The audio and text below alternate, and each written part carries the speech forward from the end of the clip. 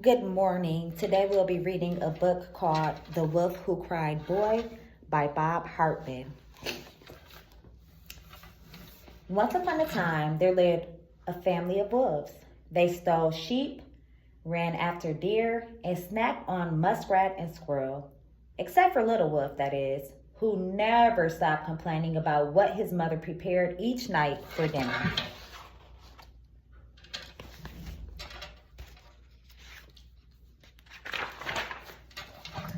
Lamb burgers again? He whined. I hate lamb burgers.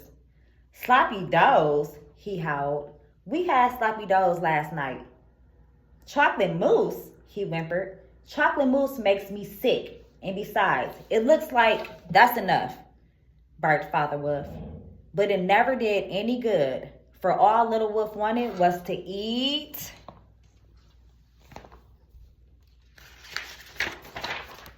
Boy. Why can't we have boy tonight? We never have boy anymore. Well, son, sighed Father Wolf. There was a time when a clever wolf could snatch a shepherd boy off a hill or pluck a farm boy out of a field.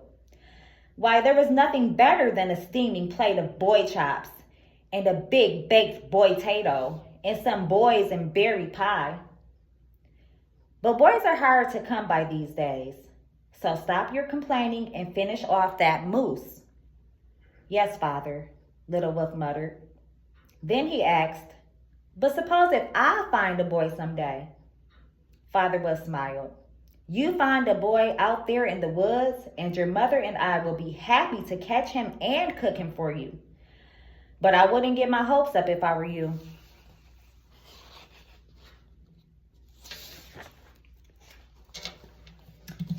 The next day, as Little Wolf made his way home from school, he sniffed the air. 3-pig salad, he moaned. I hate 3-pig salad. And then Little Wolf remembered what his father had told him about catching a boy someday. So he decided to play a little trick and put off that awful dinner for a while. He ran home as fast as he could, howling all the way. Boy, I've just seen a boy in the woods. If we hurry, we can catch him.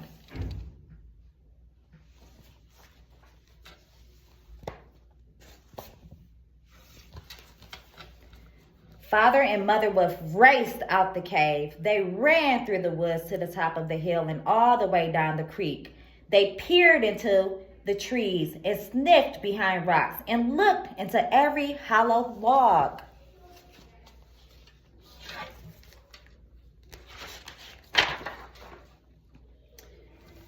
But they could not find the boy. We looked everywhere, panted Father Wolf. Everywhere a boy might go, but we just couldn't find him. Better luck next time, son. Little Wolf tried to look disappointed, but it was all he could do to keep from laughing.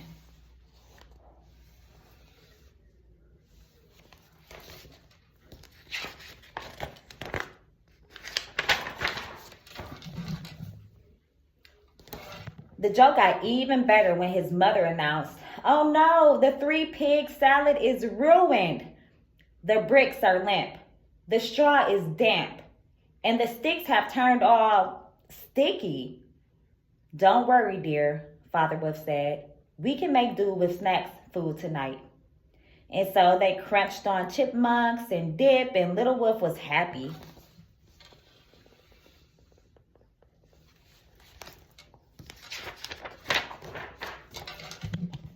So happy, in fact, that he decided to try the same trick the very next day. It's the boy, he cried. I saw him again. He's just at the edge of the woods. So, once again, Father and Mother Wolf went racing after the boy. Once again, they came dragging home, their paws empty. And, once again, their dinner was ruined. Just look at Granny Smith pie, Mother Wolf sighed. The apples are entirely too mushy. Yes, agreed Father Wolf. And Granny's gone all crusty and hard.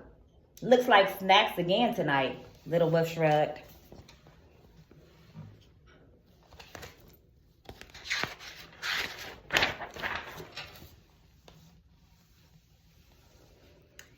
But the smile on his face made Father Wolf wonder. And then he heard his son a little later on the phone. "That's right," Little Wolf whispered. "I don't have to eat dinner tonight either. I think I'll tell them there's a boy out there tomorrow too." Father Wolf went straight to Mother Wolf, and they agreed that on the following night they would ignore his silly tricks.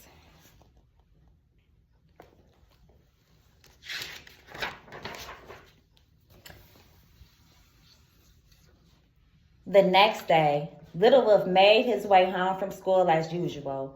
He could smell the awful odor of hot, steaming muskrat tail as it floated out the cave and was just about to holler, "The boy," when the most amazing thing happened. There, walking through the woods before him, were more boys than he had ever seen.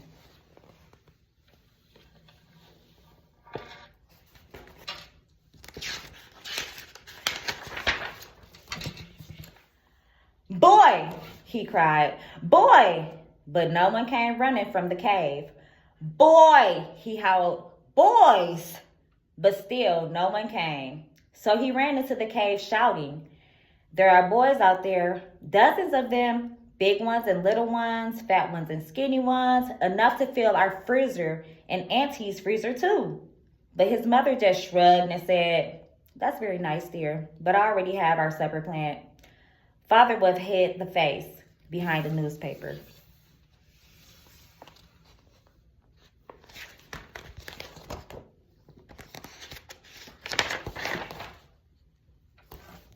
And that's when one of the boys stuck his head in the cave.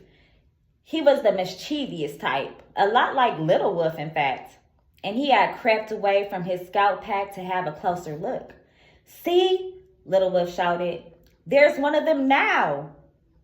But even though the boy tiptoed right into the cave, Little Wolf couldn't get anyone to look. "There's a boy on the couch," he howled. "That's enough now, son," said his mother. "You're not fooling us again," added his father from behind the paper.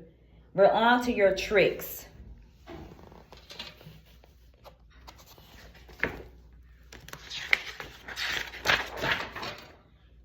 "But I'm not lying this time. Honest," Little Wolf pleaded. "There's really a boy right here in our cave."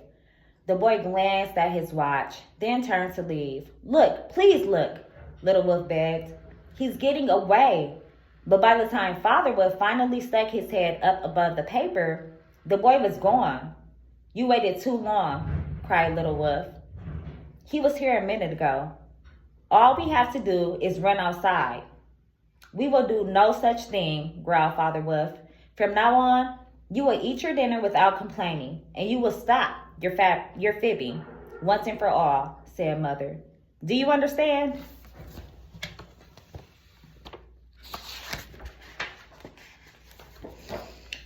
"Okay," Little Wolf whispered. So from then on, Little Wolf ate lamb burger and 3-pig salad and even grew fond of Granny Smith pie. And he never, ever cried boy again. And that's why the boys at least lived happily ever after. The end.